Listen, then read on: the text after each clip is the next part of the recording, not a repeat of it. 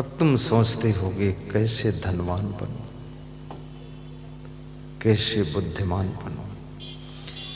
यदि धनवान बनना चाहते हो तो आप 5 बातें याद रख लो।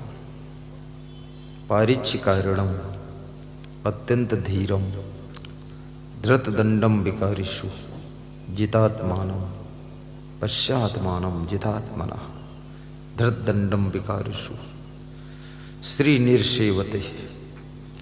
ये श्लोक विदुर नीति का है, धनवान बनने का श्लोक है। श्री निर्सेवते अत्यंत धीरम पारिच्छिकारणम धृतदंडम विकारिषु जितात्मानम पश्चात्मानम। मैं उल्टा पढ़ा हूँ श्लोक। श्री निर्सेवते सीधा ऐसे नहीं है, सीधा है वश्यात्मानम जितात्मनः धृतदंडम विकारिषु पारिच्छिकारणम अत्यंत धीरम श्री निर्सेवते। पर मैं नीचे से पढ़ देता हूँ इसलिए कि थोड़ा मत जाना चाहिए। मक्खन निकल आता है मथने से। मैं कोई भी चीज याद करता हूँ, उल्टा भी याद करता हूँ, सीधा भी याद करता हूँ। उल्टा भी बोलता हूँ, सीधा भी बोलता हूँ, तो कभी भूलता नहीं। लेकिन इसके लिए थोड़ा प्रचंड बुद्धि चाहिए, क्योंकि कम बुद्धि वाले सीधा ही नहीं याद हो रहा, उल्टा क्या याद होगा। तो अभी बताऊंगा कि बुद्धिमान कैसे बन सकता।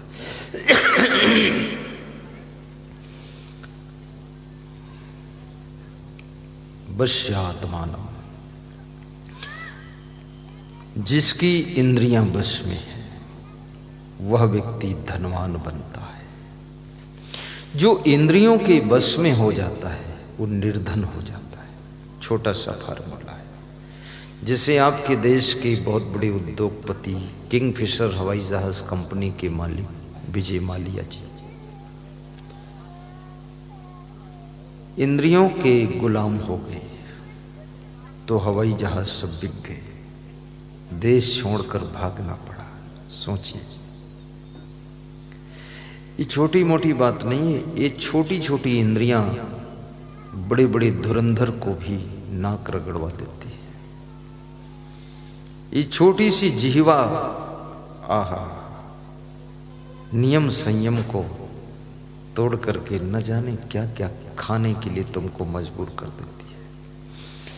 ये जो मांस मछली लोग खाते हैं ये जिह्वा के स्वाद के कारण खाते हैं, बाकी कोई इसमें बहुत बड़ा प्रोटीन विटामिन कुछ नहीं। ना ना, मूली खा लो, गाजर खा लो, वही विटामिन सब मिल जाएगा। मछली खाने की जरूरत नहीं है। लेकिन मछली के टुकड़े को जब मुंह में दांत के नीचे चबाते हैं, दबाते हैं, तो जो कचकच जैसा लगता है, वो जो एहसास है, फीलिंग है, उसके कारण उसको खाते हैं। ये मनुष्य बड़ा अद्भुत प्राणी है। ये टेस्ट में भी फंस जाता है। ये तो बहुत जगह फंसा हुआ ही है। यो जिता पंचवर्गेण सहजे नातम कर्षिण आप 10 वर्धनते शुक्ल पक्षी ओटुराट। जो मनुष्य पंच विषयों के आकर्षण में आ जाता है तो उसकी दुख इस तरह से बढ़ते हैं जैसे शुक्ल पक्ष का चंद्रमा बढ़ता है। ऐसे उसकी आपत्तियां रोज बढ़ती है। इसलिए मैं निवेदन करूंगा कि अपने आप को, इंद्रियों को वश में करो। और इसमें कोई खास बात नहीं है, छोटी सी सिंपल सी बात है। इंद्रियां कैसे वश में होंगी? इंद्रियों को वश में करने के लिए जितात्मानम, मन को जीत लीजिए आप। अगर मन को जीत लोगे तो इंद्रियां फिर अपने आप पराजित हो जाएंगी, क्योंकि इंद्रियों का नेतृत्व करने वाला मन है। अब सवाल ये खड़ा हो गया कि मन को कैसे जीतोगे आप? मन को कैसे जीत? अब सवाल ये खड़ा हो गया कि मन को कैसे जीतोगे आप? मन को कैसे जीत पाओगे?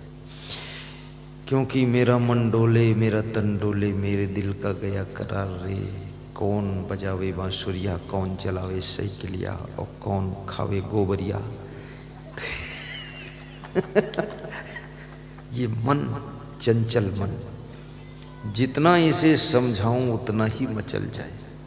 बड़ा ये साधारण मन नहीं है, कहना आसान है। मनयो मनुष्याणाम कारणम बंध मोक्षयो बंधाए विषय संगो मुक्तो निर्विषयम मना।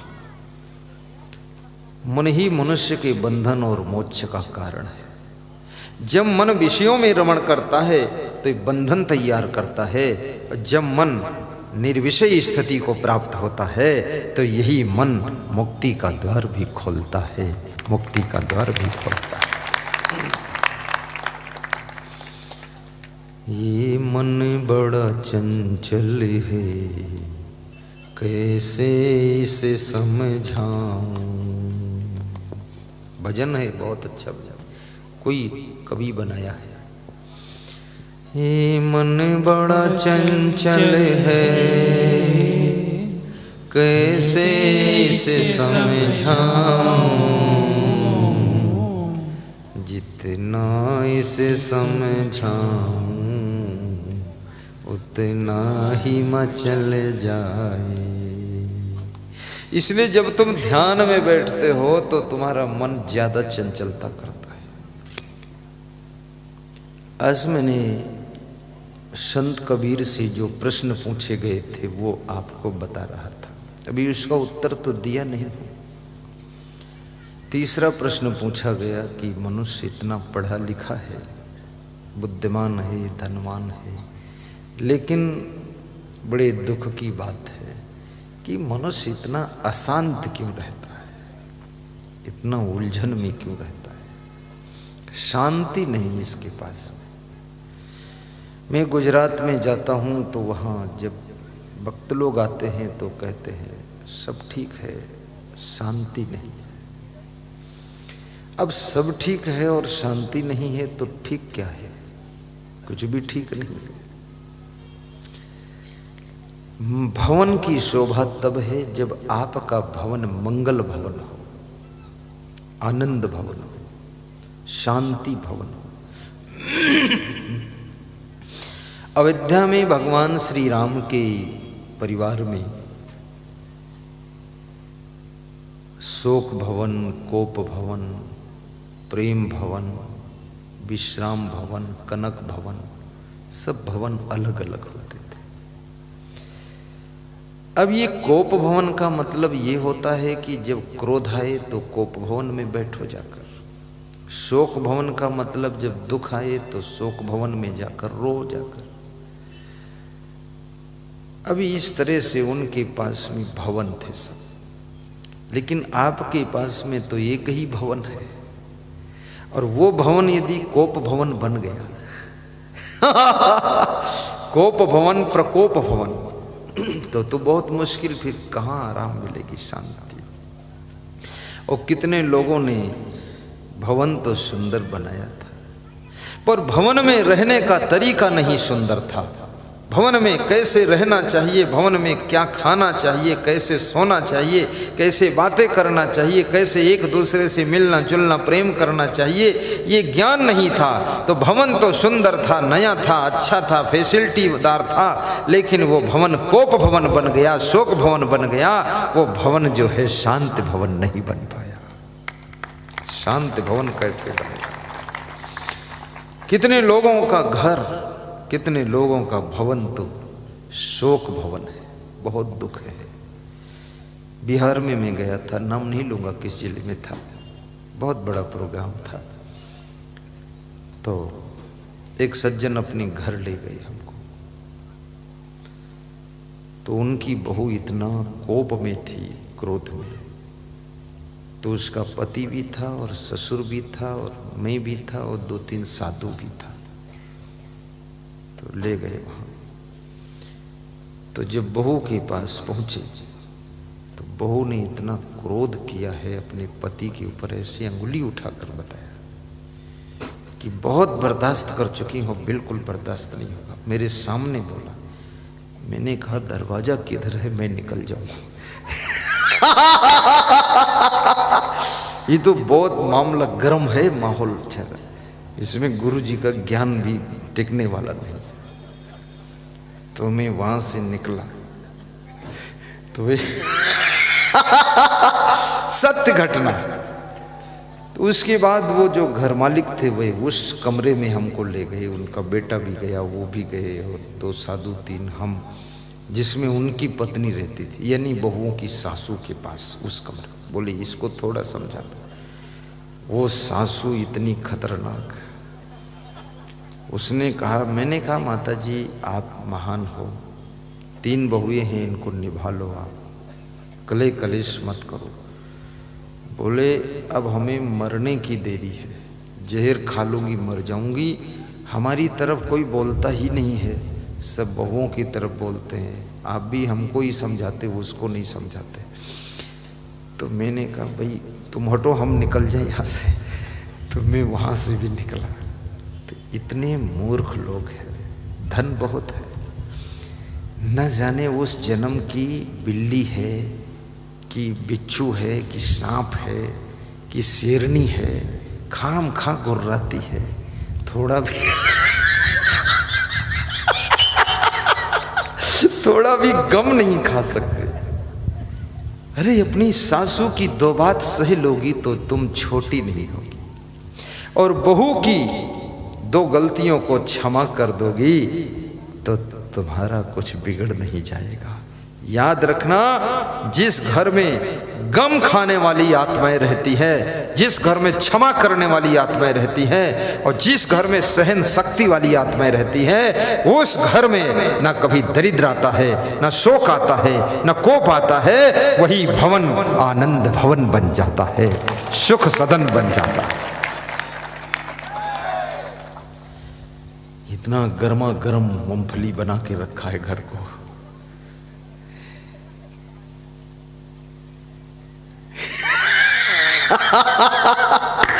लोगों को मजा आया।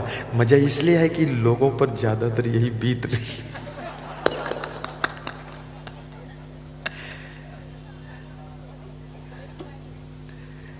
और ऐसा लड़ते झगड़ते उलझते पुलझते 20 साल निकल गए, 30 साल निकल गए, 40 साल निकल गए, 50 साल निकल गए, बुढ़ापा आ गया, ना उलझना बंद हुआ, ना लड़ना बंद हुआ, ना दुख बंद हुआ, ना गुस्सा बंद हुई।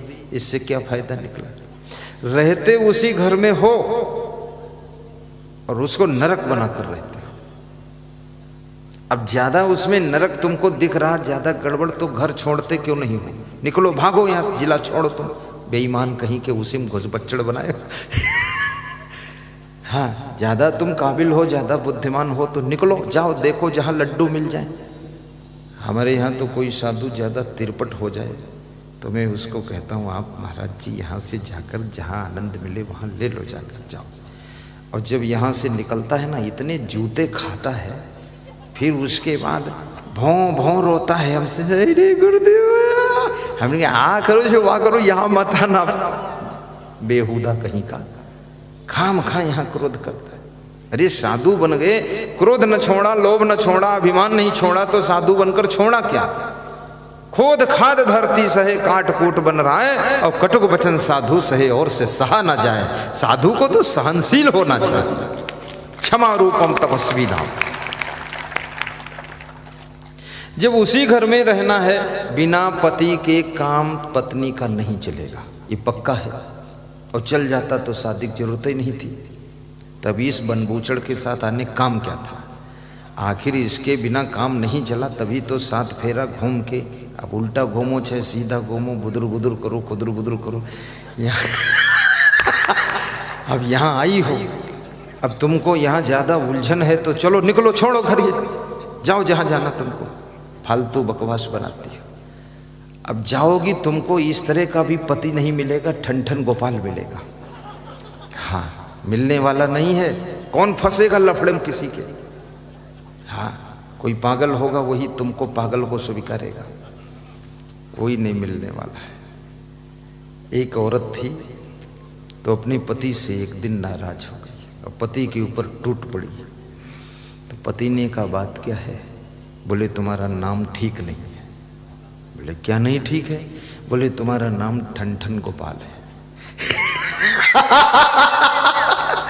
तो पति ने कहा ये तो नाम बहुत दिनों से है, तुम्हें 20 साल हो गए मेरे साथ रहते रहते, शुरू से मेरा नाम ठन ठन गोपाल, तो अब क्या प्रॉब्लम हो गया? 20 साल नहीं प्रॉब्लम हुआ। तो उसने कहा पड़ोसी सब चिढ़ाते हैं कि तेरा पति ठन गोपाल, अच्छे नाम का पति ढूंढ, ये ठन गोपाल के चक्कर में पड़ी है। पड़ोसी महिलाएं भी इंजेक्शन मारती रहती हैं। हाँ तो उसने पति ने कहा मैं क्षमा चाहता हूं, आपको कोई अच्छा मिल जाए ठन गोपाल से तो जाओ ढूंढ लो, जाकर राम गोपाल ढूंढ लो, शिव गोपाल ढूंढ लो, कृष्ण गोपाल ढूंढ लो, लड्डू गोपाल ढूंढ लो, चलो निकलो भाई, जाओ यहाँ से, झंझट खत्म करो, मेरे ऊपर गुस्सा क्यों करती हो? अब मैं जो हूँ सो हूँ, मैं ठन गोपाल हूँ तो ठन गोपाल हुआ, अब तुम जाओ निकलो ढूंढो जाकर। तो वो थोड़ा गुस्सैली स्त्री थी, जोश में निकल भी पड़ी ढूंढने के लिए। सुबह से निकली तो ये एक आदमी की लाश अर्थी पर लोग लेकर जा रहे थे दफन करने। तो उस स्त्री ने पूछा ये आदमी मर गया है, इसका नाम क्या था? तो जो मुर्दा दफनाने लोग जा रहे थे उन्होंने कहा इसका नाम था अमर सिंह। बोले अमर सिंह? तो अमर सिंह तो मर कैसे गए जब अमर सिंह तो उस स्त्री को लगा कि नाम के सब उल्टा ही काम हो रहा है। अमर सिंह है, उमर गए, लाश जा रही, दफन करने जा रहे लोग। लेकिन फिर भी सोचा और ट्राई मार दो। तो थोड़ा और आगे बढ़ी तो एक औरत जो है ये गोबर के जो कंडा होते, कंडा बोलते ना, कंडा बीन रही थी, सूखे गोबर। तो उससे पूछा तुम्हारा क्या नाम है? तो उस स्त्री ने हंस करके कहा मेरा नाम लक्ष्मी देवी है। तो उसको लगा लक्ष्मी देवी हो, कंडा बीन रही है, इसको तो राजमहल में रहना चाहिए। तो उसका दिमाग थोड़ा थोड़ा ठीक होने लगा। फिर थोड़ा और बढ़ी तो एक आदमी भीख मांग रहा था, भिखमंगा। भारत देश में तुम चाहे जहाँ चले जाओ भिखमंगा का दर्शन जरूर होगा आपको। भिखमंगों का देश हो गया, इतने कमंगड़ लोग हैं। मैं तो अगर मुख्यमंत्री प्रधानमंत्री होता भिखमंगों को पहले ही अरेस्ट करता, मैं अरेस्ट करके इनको जो है कानून लगा देता, काम करो, एक फार्म हाउस में जुटो और सबको पैसा मिलेगा, अच्छे कपड़े पहनो, कटोरा लिए मिल गए अगर कहीं भीख मांगते तो इतने बेंत लगेंगे दिमाग सही कर देगा। हाँ क्यों भीख मांगते? अरे आदमी जैसी काया, जिस काया को देवता पाने के लिए तरस रहे हैं उस काया को पाकर भिखमंगा बनकर घूम रहे तुम, कितनी गलत बात है। बड़े भाग्य मानुष तन पावा, सुर दुर्लभ सदग्रंथन गावा। अब वो तुम भीख मांग रहे हो, इज्जत ले डाली मनुष्य जीवन की तुमने और भारत देश का गौरव गिरा दिया। तो एक भिखमंगा था, भिखमंगा से पूछा इस स्त्री ने कि आपका क्या नाम है, आप भीख मांग रहे हो? उसने कहा मैं भीख मांग रहा हूँ। बोले नाम क्या है? तो बोला मेरा नाम है धनपाल।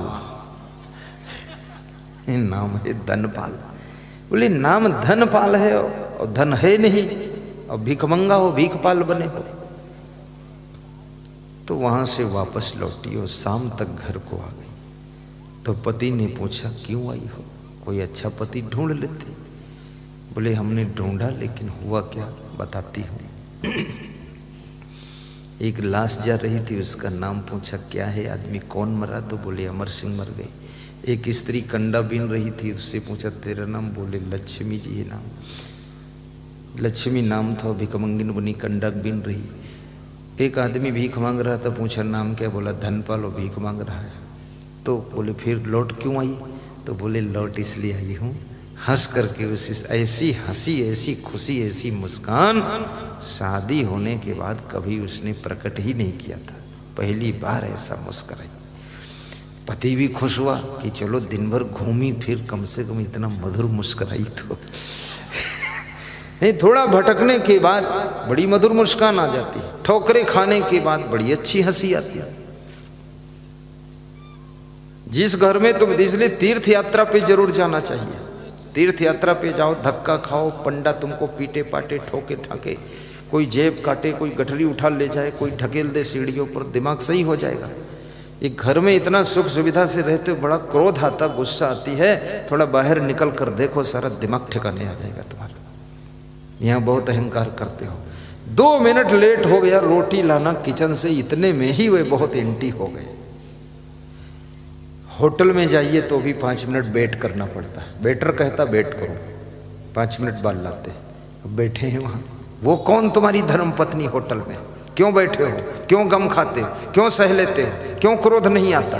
और ये जो तुम्हारी धर्म पत्नी है, इसके ऊपर ज्वालामुखी बनकर क्यों टूट रहे हो, अंगार बने हो? यहाँ भी थोड़ा गम खा लो। और जिस माँ बाप ने इतना राजमहल ताजमहल बना कर दे दिया, जमीन जगह दे दिया, गाड़ी दे दिया, दुकान दे दिया, सब कुछ दे दी, बाप पर गुस्सा क्यों करते हो? चाय की दुकान खोलते हो, 5 रुपए की चाय बेचते हो, मुश्किल से 2 रुपया एक चाय में बचता है। वो जो चाय पीने आता है उससे कहते हो आइए श्रीमान जी बैठिए चाय पीजिए, उसकी कुर्सी झाड़ते हो, उसका जूठा गिलास धोते हो, उसको चाय बनाकर पिलाते हो। और जिस तुम्हारे बाप ने करोड़ों की संपत्ति दे दी, उसको पानी नहीं पिलाना चाहते, बेईमान कहीं का मूर्ख आदमी। ये कौन तेरा बाप है 2 रुपये प्रॉफिट देकर गया? तो लोगों को समझ बूझ नहीं है, विवेक नहीं है। सम्मान कीजिए माँ बाप का। 2 रुपये नहीं, 200 नहीं, 2000 नहीं, 2 करोड़, कितनी संपत्ति तुम्हारे माँ बाप ने तुमको दे दिया है। अपनी जिंदगी भी दे दी कि जहां बताओ मैं भी ड्यूटी करूंगा। उस माँ बाप को ठुकराना, उस सास ससुर को दुख देना, बहुओं को भी ध्यान देना चाहिए। तुम अपने मायके से आई हो ठीक है, जो भी 2-4 लाख दहेज लाई हो ठीक है, लेकिन 2-4 लाख से जिंदगी चलने वाली नहीं है। यहाँ तुम्हारे सास ससुर ने सारी संपत्ति दिया, थोड़े दिन में तुम सासू बन जाओगी, इस घर की मालकिन बनोगी। कम से कम उस पुरानी सासू के पैर तो छू लो। अब वो रिटायर हो रही है, तुम ज्वाइन कर रही हो। कम से कम उस पुरानी सासू के पैर तो छू लो। अब वो रिटायर हो रही है, तुम ज्वाइन कर रही हो। पैर छू लो, कह दो सासू जी धन्य हो, अच्छा आपने घर बनाया। जो अच्छा ना लगे तो खुद बना लो, कौन मना किए तुमको? मेरे गुरुदेव ने बहुत बड़ी बात कही, कहा मैं जो आश्रम बनाया हूं ये 70 साल पुराना आश्रम है, आपको पसंद ना आए तो दूसरा बना लो। तो मैं उसी में 34 साल से रह रहा हूं, मुझे 34 साल हुए संन्यास में, तो मैं नहीं बनाया। तो गुरु जी ने कहा अच्छा तुम्हें चलो इसमें पसंद है लेकिन फिर भी बनाओ।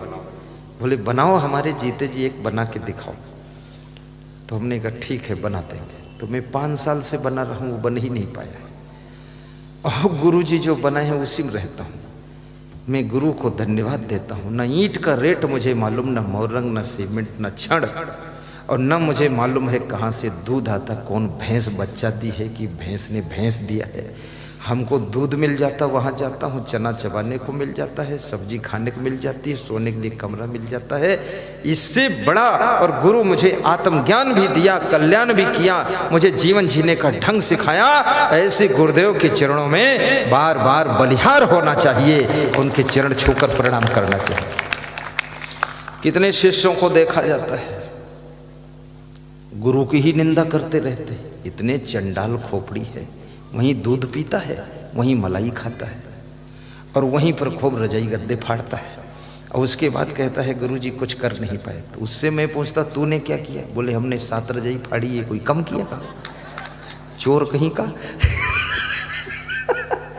कुछ ढेर नहीं लगा सकते, नहीं, बुद्धि नाम की चीज नहीं, रजाई रखने का कल नहीं। गिलास रखते हैं तो वो लुढ़क के गिर जाता है, अंग्रेजी में बात करते, हिंदी मालूम नहीं। कभी गुरु से नाराज मत हो, माँ बाप से नाराज मत हो, सास ससुर से गुस्सा मत हो। जो दिया जो मिला अच्छा है। अगर आपकी माँ बाप कहते हैं मैं जमीन तुमको नहीं दूंगा, तो डबल पैर छोड़ो, कह दो इससे बड़ा भाग्य क्या होगा। अब मुझे अपनी शक्ति दिखाने का वक्त आया है, कुछ मत दीजिए। आपने इतना सुंदर शरीर जन्म दे दिया, बचपन में हम कमजोर थे, लाचार थे, दूध पिलाकर बड़ा कर दिया, अब देने की कोई जरूरत नहीं है। अब आपन तेज संभारो आपे, तीनों लोग हाँकते कांपे। अपने तेज को संभालिए, सब हो जाए। रामचंद्र जी वनवास गए, लक्ष्मण साथ में गए, सीता जी गई, संकट बहुत आए, लेकिन अयोध्या से भरत से मदद नहीं मांगा, सूचना नहीं पहुंचाई कि थोड़ा सेना भेज दो, टुकड़ी भेज दो, यहाँ युद्ध करना। अरे कितने अपमान की बात है। अगर हमारे में शक्ति है तो वन के अंदर ही सेना नई बन जाएगी, और वन के अंदर ही हम विजय प्राप्त करेंगे। अयोध्या की मदद की जरूरत नहीं है, राम भगवान ने करके दिखा दिया। कितने लोग रोते चिल्लाते घूमत रहते हैं कि हमारे पिताजी हमका कुछ नहीं दीने, हमारी सासू सब जेठानी के दे दीने, हमका नहीं दीने। अरे जो बचा वो भी उसे दे दो, बेईमानों को छोड़ो, काम खत्म करो, निकलो वहाँ से, देखो तुम कितना अच्छा उन्नति करोगे। ये कचड़े लफड़े पचड़े में कहाँ फंसे हुए? तुम अपनी शक्ति को क्यों नहीं पहचानते हो? तुम बुराइयों में मत फंसो, गलतियां मत करो, अच्छी संगत में रहो, ज्ञान सुनो और आलस्य मत करो, इंद्रियों को वश में रखो। तुम जंगल में मंगल कर सकते हो। तांडव वन को भी पांडवों ने हस्तिनापुर से अच्छा राजमहल बना दिया था। ये सब आपके अंदर शक्ति छिपी हुई है। भाई भाई में बंटवारा हो, 2-4-10 हज़ार के लिए, थोड़ी चीज के लिए मारपीट कत्ल कुतल, ये सब फालतू काम है, छोड़ दो बेईमानों के लिए। अब कोई बहुत ही तुमको परेशान कर रहा है तो उससे मुकदमेबाजी भी करो, हिम्मत रखो, डरो मत, रो मत, केस लड़ो, न्यायालय में लड़ो, उसको हराओ, अपनी प्रॉपर्टी बचाओ, डरना भी नहीं चाहिए। और न्यायालय में केस नहीं लड़ोगे तो आखिर वकील लोग क्या खाएंगे बेचारे? वो भी तो आस लेकर बैठे कि मेरे को भी प्रभु कुछ देना, तो वहाँ भी थोड़ा माल पहुँचना चाहिए। हाँ। लेकिन कभी भी अपने घर में कोलाहल मत मचाइए, शोक भवन घर को मत बनाइए, कोप भवन भी मत बनाइए, घर को शांति भवन बनाइए। मंगल भावन अमंगल हारी,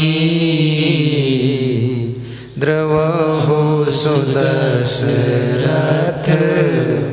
अजीर बिहारी। घर में मंगल भवन चाहते हो, 24 घंटे में एक बार आधे घंटे के लिए बैठ करके भजन गाइए। सुर हो ना हो लेकिन फिर भी भजन गाइए।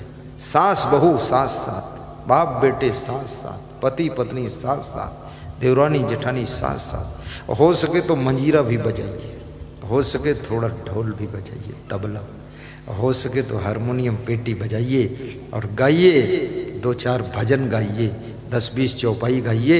फिर देखना आपके घर का माहौल कितना चेंज हो रहा है, बहुत बदल जाएगा। मंगल भावन अमंगल हारी, द्रवहु सुदशरथ अजीर बिहारी। मंगल बोलो भवन अमंगल हारी, द्रवहु सुदशरथ अजीर बिहारी। बहुत सुंदर बात समझ में आई अब हमारी, झूठी है सारी दुनियादारी। तुम लोग भी गाओ, बोलो। बात समझ में आई अब हमारी, झूठी है सारी दुनियादारी। और न लो अब परीक्षा हमारी, और न लो अब परीक्षा हमारी। आए शरण हम गुरु जी तुम्हारी, आए शरण अब गुरु जी तुम्हारी। मंगल भवन अमंगल हारी, जय जय जय गुरु देव तुम्हारी, जय जय जय गुरु देव तुम्हारी। मंगल भवन अमंगल हारी। ये सत्संग सिर्फ और सिर्फ इसलिए हो रहा है कि आपके घर का अमंगल दूर हो और आपका घर, आपका भवन मंगल भवन बने। तो मैं 5 बातें बता रहा था जो धनवान बनना चाहते हैं उनके लिए 5 बातें। नंबर 1, जिनकी इंद्रियां बस में रहती है, जिनका मन नियंत्रण में रहता है। धृत दंडम विकारिषु, जो गलती करने वालों को उचित दंड भी देते हैं। गलती करने वालों को जो उचित दंड देते हैं वे लोग। पारिच्छिकारिणम, जो सोच परख करके कार्य करते हैं, सोच विचार कर कार्य करते हैं। पारिच्छिकारिणम, जल्दबाजी में नहीं करते हैं, खूब सोच विचार कर लेते हैं, परख लेते हैं, टटोल लेते हैं, तब डिसीजन लेते हैं वे लोग। और फिर कहते हैं कि धृत दंडम विकारिषु पारिच्छिकारिणम अत्यंत धीरम, जिनके पास में अत्यंत धैर्य है। धैर्य शब्द बड़ा महत्वपूर्ण है। जब मनुष्य का धैर्य टूट जाता है तो उसकी सारी शक्तियां कमजोर होने लग जाती हैं। जिसके पास में धैर्य नहीं है उसकी विजय भी पराजय में बदलने लग जाती है।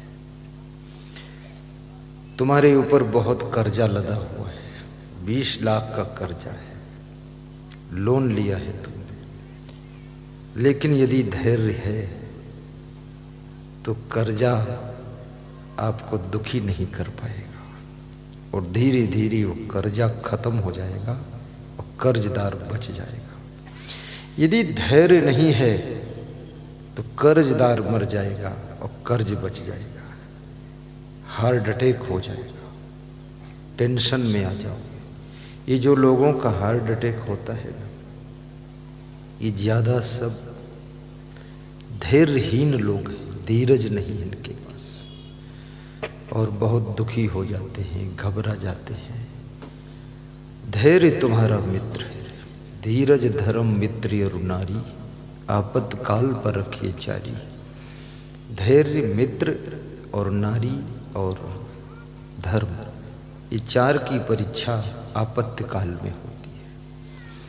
तुम सुखी हो, संपन्न हो तो आपकी पत्नी आपके साथ है, तब तो उसका नाम पत्नी है। लेकिन तुम दुखी हो और तुम गरीब हो गए, दिवाला निकल गया और तुम बीमार हो, तो भी जब पत्नी तुम्हारा साथ निभाती है वो पत्नी फिर धर्म पत्नी कहलाती है, जो संकट में भी तुम्हारा साथ न छोड़े। और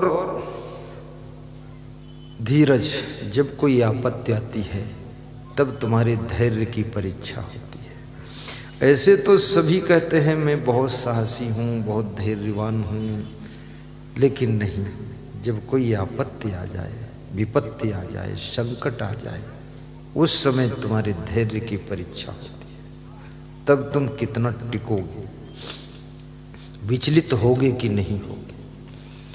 जिस समय तुम्हारे पिताजी की मृत्यु हो गई हो, माँ हॉस्पिटल में भर्ती हो, भाई का एक्सीडेंट उसी दिन हुआ हो, बेटा फेल हो गया हो और बहन बीमार पड़ी हो और तुम अकेले सब देखने वाले हो, उस समय तुम्हारी विकट धैर्य की परीक्षा है, जिसमें तुम चुनाव भी हार गए हो। चारों तरफ से तुम घिर गए हो संकट के बादलों में। बादल कितना ही सूरज को घेर ले, लेकिन एक दिन बादल को फटना पड़ता है, हटना पड़ता है और सूरज चमक कर रहता है। आप सूरज बनो, ये विपत्तियों के बादलों को फाड़ दो, एक दिन चमकोगे आप। घबराया मत करो। और जिसके घर में प्रेम होता है उस घर के लोग कभी भी विचलित नहीं होते। पति पत्नी में प्रेम, भाई भाई में प्रेम, पिता पुत्र में प्रेम, देवरानी जेठानी में प्रेम, सास बहू में प्रेम, परस्पर का प्रेम, परस्पर की एकता, परस्पर का संगठन बड़ी से बड़ी आपत्ति से भी तुमको पार कर देता है। इसलिए परस्पर थोड़ा प्रेम रखिए। एक छोटी सी मैं कहानी सुनाऊंगा आपको, उसी कहानी के बाद विराम दे दूंगा। एक कबूतरों का झुंड था, कबूतरों का झुंड। उस कबूतर के झुंड में एक मुखिया कबूतर था जिसका नाम चित्रग्रीव था। तो सभी कबूतर दाना चुगने के लिए एक मैदान में उतर जाते हैं, झुंड के झुंड। बहेलिया आता है और जाल फेंक देता है, जाल में फंस जाते हैं। तो सभी कबूतर भागने की कोशिश करते हैं, अपनी अपनी जान बचाने की कोशिश करते, सब डर जाते, घबरा जाते, निकलो भागो क्या करें। तो सभी पंख फड़फड़ाने लगे, पंजा चलाने लगे, तड़फड़ाने लगे। तो जो चित्रगिरु कबूतर था, कबूतरों के झुंड का मुखिया, उसने कहा प्लीज साइलेंट, इंग्लिश बोलता था, हिंदी में नहीं। कृपया शांत रहें, तड़फड़ाइए मत, पंख फड़फड़ाइए मत, चुप रहिए। तो सब शांत हो गए। तो सब कबूतरों ने कहा कि मेरे मुखिया, हम शांत रहेंगे, ये आप कह रहे हो जो ना, तब तक तो बहेली आएगा पकड़ लेगा। बोले नहीं, मैं बताऊंगा वो करना, संगठन में रहो। मैं जब कहूंगा सब एक साथ ऊपर उड़ो तो उड़ जाना, तो इस जाल को लेकर उड़ जाओ सब लोग, इधर उधर मत भागो, ऊपर उड़ो। फिर मैं बोलूंगा कि सब नीचे उतरो तो नीचे उतर जाना, बोलूंगा मैं चारों तरफ भाग जाओ तो चारों तरफ भाग जाना। तो जाल हवा में आकाश में टंग जाएगा, तुम नीचे निकल जाओगे, फिर जाल नीचे गिर जाएगा, तुम बच जाओगे। ये करना। कितने बड़े आप संकट में हैं, लेकिन आपके घर में, आपके आश्रम में, आपकी संस्था में, आपकी पार्टी में कोई एक भी व्यक्ति यदि विशेष बुद्धिमान है और उसकी बात मानने के लिए सब लोग तैयार हैं, तो वो संकट से पार हो सकते हैं। बात मानना भी बहुत कठिन है, क्योंकि ज्यादातर लोग अपनी अपनी ढपली, अपना अपना राग अलापते रहते हैं, वहां डिस्टर्ब बहुत होता है। चित्रग्रीव कबूतरों का जो मुखिया है, उसने कहा कि मेरे भाइयों सब एक साथ ऊपर उड़ जाओ। एक साथ उठे सब, तो जाल को भी उड़ा ले गए। बोले सब नीचे उतर जाओ, सट से नीचे उतरे। बोले चारों तरफ भाग जाओ, चारों तरफ भाग गए। जाल आकाश में उड़ रहा है और कबूतर सब बचकर निकल गए। बहेलिया पीछे से लंबा बांस लेकर दौड़ाता है। बहेलिया का मन टूट जाता कि सैकड़ों कबूतर फंस गए थे लेकिन नहीं पकड़ पाए। याद रखना, समस्या के जाल से बाहर निकलने के लिए, संकट के जाल से बाहर निकलने के लिए, बीमारी के जाल से बाहर निकलने के लिए कोई समझदार, बुद्धिमान मार्गदर्शक की सलाह से काम कीजिए, तो दुनिया के हर जाल से तुम बाहर निकल जाओगे। तुम्हें देख कर के एक ख्याल आ रहा है कि जैसे फरिश्ता दर्श दे रहा है। तुम्हें देख कर के एक ख्याल आ रहा है। वाह वाह, ये 5 बातें, वश्यात्मानम जितात्मानम धृदंडम विकारिषु पारिच्छकारणम अत्यंत धीरम श्री निर्सेवते। श्री माने लक्ष्मी होता है, लक्ष्मी जी उनकी बहुत सेवा करती है, जिसमें ये 5 बातें होती हैं। और सीधा फार्मूला लेना है, दरिद्र को भगाना है। जिनके घर में दरिद्र आ गया तो दारिद्र्य नाशनम दानम, आप दान कीजिए तो दरिद्र नष्ट हो जाएगा। दान देना शुरू कर दो, गौ सेवा के लिए दान करो, मंदिर के लिए दान करो, धर्मशाला के लिए दान करो, अन्न क्षेत्र भंडारा के लिए दान करो, कुंभ मेला में दान करो, जितनी औकात, जितनी क्षमता उतना दान करो। देखिए, दान तुम्हारा बहुत बड़ा धनवान बनाने का काम करेगा। ये बिल्कुल जांचा परखा फार्मूला है। दान में बहुत बड़ी ताकत है, इसलिए दान करना चाहिए। गरीबों के लिए भी दान करो, कपड़े भी दान करो, रक्त दान करो, समय दान करो, श्रम दान करो, अन्न दान करो, धन दान करो, सामान दान करो, गौ दान करो, गाय भी दान कर दो। दान करने से तुम्हारी उन्नति होगी। कैसे होगी? क्योंकि जो दान करता है, कौन करता है? जो लोभ को मार पाता है वही दान कर पाता है। लालच कुछ किसी को देने नहीं देता है, और लालच जो है पाप का बाप है, और पाप का बाप तुम्हारे साथ है तो पापी तुमको बनाता है, तो पापी को कहाँ कुछ मिलने वाला, पापी तो दरिद्री हो जाएगा। इसलिए पाप के बाप को पहले मारो। तो पाप का बाप है लोभ, और लोभ को कैसे मारोगे? लोभ को दान से मारोगे। दान करोगे लोभ मर जाएगा। इसलिए लोग दान करना बहुत कठिन काम है। दान की निंदा भी लोग बहुत करते हैं। निंदा करते हैं कि अरे हमारे से मांगने आए थे, चंदा मांगने आए, क्यों मांगने आए, हम क्यों दें? इंग्लिश बोलते हैं, क्यों दें? तुम्हारा जब चोर चुरा ले जाएंगे तो क्यों चोरी होने दिया तुमने? क्यों म्यों मगर वगर मत कर, दे दे। वे लोग महान हैं जो बहुत बड़े कार्य के लिए 10 करोड़ का मंदिर बन रहा है, उसके लिए चंदा मांगने आए हैं। कभी अपने स्वार्थ के लिए नहीं मांगा है। आज उस मंदिर के लिए वे आपसे सहयोग लेने आए हैं।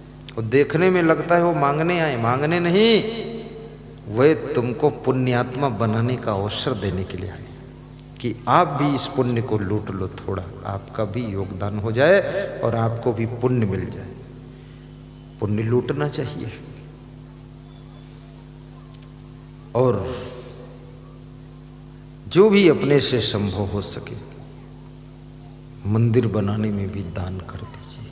आश्रम बन रहा हो वहाँ दान करो। लेकिन ये भी मैं कहूँगा, मंदिर बने तो मंदिर को सबके पैसे से अगर बना है तो सबके लिए उसका द्वार खुला रहना चाहिए। फिर वहाँ नाटक मत करो, बपौती बनाकर मत बैठो।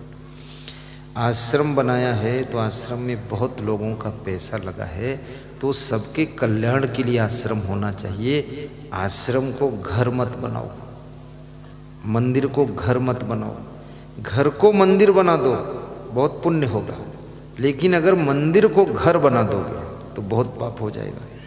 कितने पुजारियों ने मंदिर को घर बना लिया है, और कितने महंतों ने आश्रम को अपना घर बना लिया है। 2-2, 3-3 पत्नी ले आए हैं और उसी में रहते हैं, कचकच मचा रखा है। आश्रम की सत्यानाश मार दी, और पूरा मूर्ख है, भालू बना बैठा है। कोई बोले तो अंगार बरसाता है और किसी को आने नहीं देता है। आप अपने घर को आश्रम का स्वरूप दीजिए, घर को मंदिर का रूप दीजिए, लेकिन मंदिर को मंदिर रहने दो, आश्रम को आश्रम रहने दो। जो सार्वजनिक कल्याण के केंद्र हैं उनको अपना घर घूरा मत बनाइए, इससे बहुत बड़ा पाप लगता है। आश्रमों की संपत्ति पर कब्जा मत करिए। कितने साधुओं को मार डाला बेईमानों ने। उनके आश्रम में 10-20 एकड़ जगह थी, उस पर कब्जा कर लिया चुट्टा लोगों ने, और जब छोड़ने को कहा तो महात्मा का ही मोक्ष कर दिया। महात्मा जी मर गए। अब महात्मा जी मर गए बेचारे, ये सब क्या कर रहे हो तुम? फिर भगवान कहते हो भगवान हमको देखते रहना। भगवान तेरे बाप को भी देखे और तेरे को भी देख रहे। इतना चोर कहीं का, लोभी, ये आश्रम की जमीन पर कब्जा किए है, मंदिर की जमीन पर कब्जा किए है। वो मंदिर की जमीन की आमदनी मंदिर में लगनी चाहिए, वहाँ धर्मशाला बनना चाहिए, उस आमदनी से भंडारा होना चाहिए, दर्शन करने लोग आए उनको हलवा बंटना चाहिए। ये मंदिर की प्रॉपर्टी तुम्हारे खाने उड़ाने के लिए है। ये कितना बड़ा पाप का काम कर रहे हो। मंदिर में दे न सको तो लेने का आपका हक नहीं है। मंदिर से आश्रम में दान न कर सको तो आश्रम की जमीन पर कब्जा करके ये गुंडागर्दी मचाने का आपका धर्म नहीं है। देना चाहिए वहाँ। अभी कल मेरे पास एक सज्जन आए, बोले 45 फीट चौड़ा 50 फीट लंबा एक प्लाट है, मैं उसमें मंदिर बनाना चाहता हूँ। तो गुरुदेव आप ले लो उसको बना दो।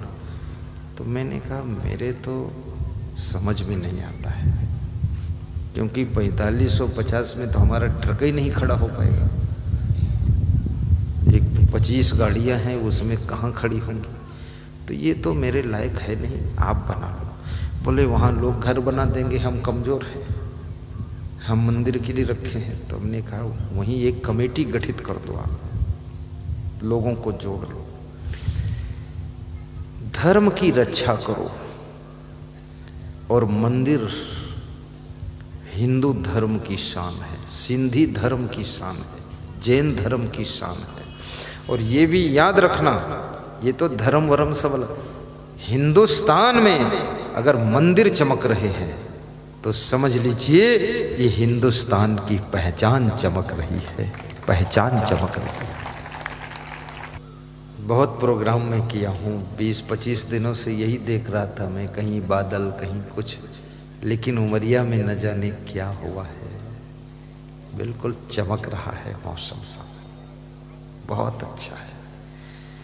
और कौशल ने कहा था मेरे गुरुवर आएंगे, जिस दिन प्रवचन शुरू होगा मौसम चमकेगा, कुछ नहीं होगा गड़बड़ कुछ। बहुत बड़ी बात है। अब ये प्रकृति के साथ मुझे दांव पे लगा दिया उन्होंने। प्रकृति ने भी मेरी लाज बचा ली, नहीं पानी बरसता तो कहते कि गुरुवर मेरा कमजोर है, लाज बच गई। किसी घर में एक लड़का भाग गया था, महीना भर नहीं आया, तो उस लड़के के माँ बाप ने कहा आज अगर मेरा पक्का गुरु है सच्चा, मेरे पर दांव लगा दिया, तो बोले आज 5 बजे शाम तक जरूर मेरा लड़का आ जाएगा। अब मुझे पता भी नहीं, वो दांव पे लगा दिया। वो लड़का 4:45 पर आ गया, मेरी इज्जत बच गई।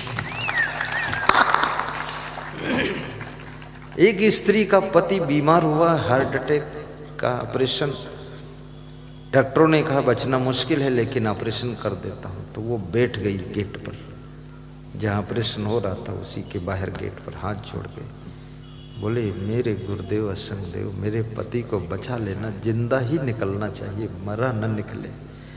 अब मुझे पता भी नहीं, बोली वे सच्चे गुरु होंगे अगर आप तो जिंदा पति निकलेगा। तो वो निकल आया, जिंदा बच गया, और एक पुत्र का जन्म भी हुआ बाद को। अब वो तीनों दर्शन करने आते हैं, कहते हैं कि वास्तव में गुरुदेव एडवोकेट थे, वकील थे।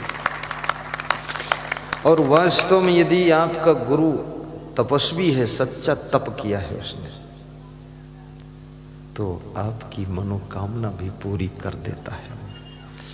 श्रद्धा से अगर उसका नाम याद करते हो, आस्था के साथ उसका स्मरण करते हो, तो आपको उसका सहारा काम आ जाता है। मैं बहुत बार कुछ ऐसे कष्ट में आया तो मैं अपने गुरु को याद करता हूँ, हे क्षमा देव, मेरे को और तो कोई कष्ट नहीं आया, एक ही कष्ट आता है, वो मंच पर ही आता है प्रवचन में।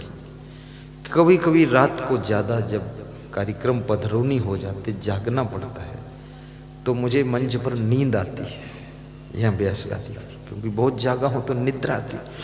जब निद्रा आती है तो मैं क्षमा देव को याद करता हूँ, हे क्षमा देव, क्योंकि नींद में प्रवचन तो नहीं होगा, कृपा करना आज का प्रवचन बिगड़ने ना पाए, बहुत जागा हो, उस दिन का प्रवचन बहुत अच्छा हो जाता है। क्योंकि मेरे सामने ये प्रवचन की बहुत बड़ी चुनौती है, क्योंकि आप लोग इतनी दूर से आस लेकर आते हैं, प्यास लेकर आते हैं, तो कम से कम गुरुदेव क्वालिटी का प्रवचन तो सुनाइए, जो आपके काम की बातें कुछ हो। तो गुरु के प्रति निष्ठा रखो। एकलव्य ने गुरु की मिट्टी की मूर्ति बना करके, द्रोणाचार्य मान करके, चरण छू करके बाण विद्या सीखी थी। पूरे हिंदुस्तान में 1 नंबर का धनुर्धारी एकलव्य बना था।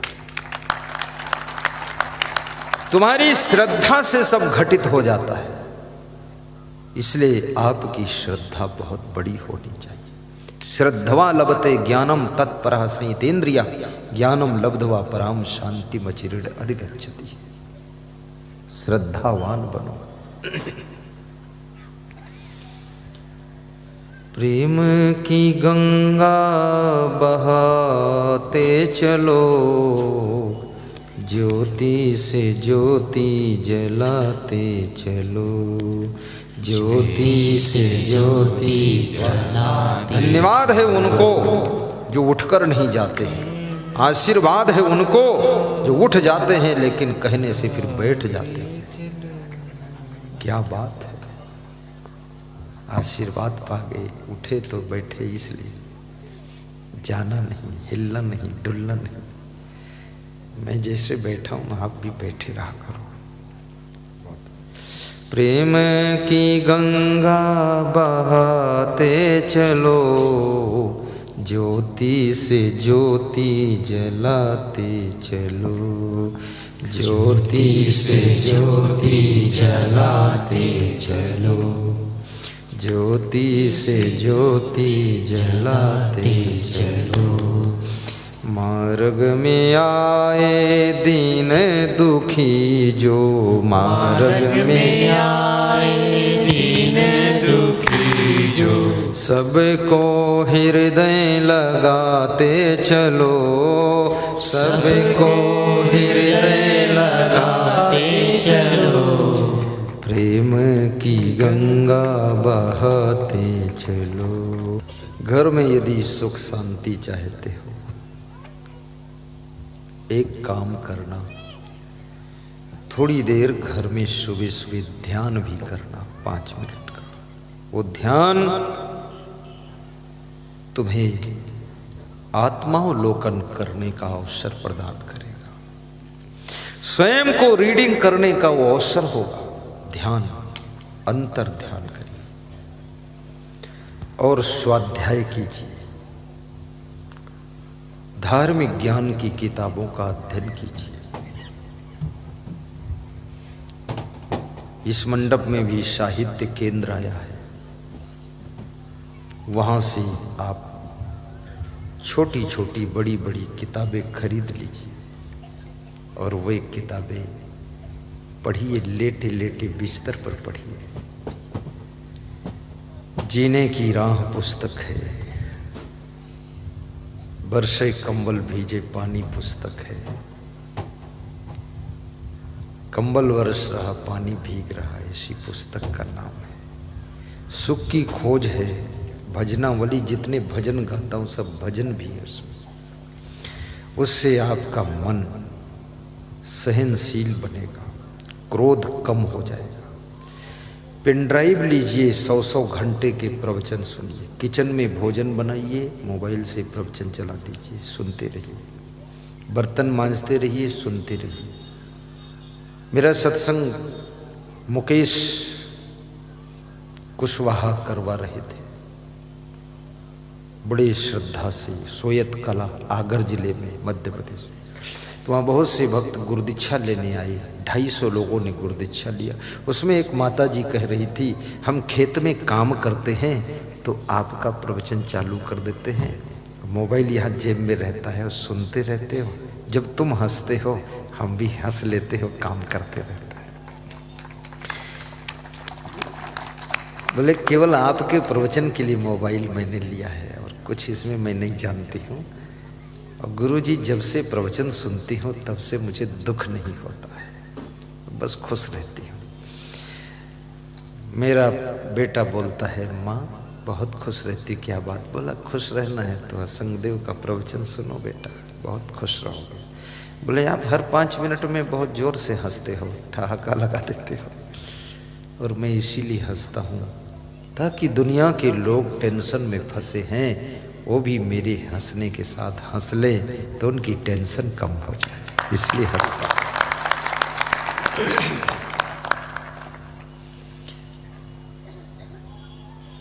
अपने घर में विशेष शांति के लिए दिव्य महान पुरुषों के चित्र भी लगाइए, उससे अला बला का प्रभाव भी खत्म होता है, और उन दिव्य महान पुरुषों का दर्शन करने से अपना मन जो है प्रमुदित रहता है, खुश रहता है, और आपको प्रसन्नता की प्राप्ति होती है। और अपने घर में एक काम कीजिए, द्वार पर रंगोली रोज बनाइए। ये बेटियां घर के द्वार पर सफाई करके रंगोली सुबह सुबह बना दिया करो। सूरज निकलते समय जिसके घर के द्वार के सामने सफाई करके रंगोली बनाई जाती है, उसके घर में लक्ष्मी जब सूरज निकलता है उसी समय प्रवेश कर जाती है। उस घर में फिर दरिद्र नहीं रहता है। रंगोली बनी। और सूर्यास्त के पहले पहले जिसमें के घर में घर द्वार की सफाई होकर, बर्तनों की सफाई होकर, सब चमाचम झाड़ू पोछा लग करके और द्वार पर एक दीपक जलाकर रख दिया जाता है। उसी रंगोली में उस घर में कभी भी दरिद्र का अंधेरा नहीं आता है, वहां हमेशा लक्ष्मी प्रकाशित रहती है।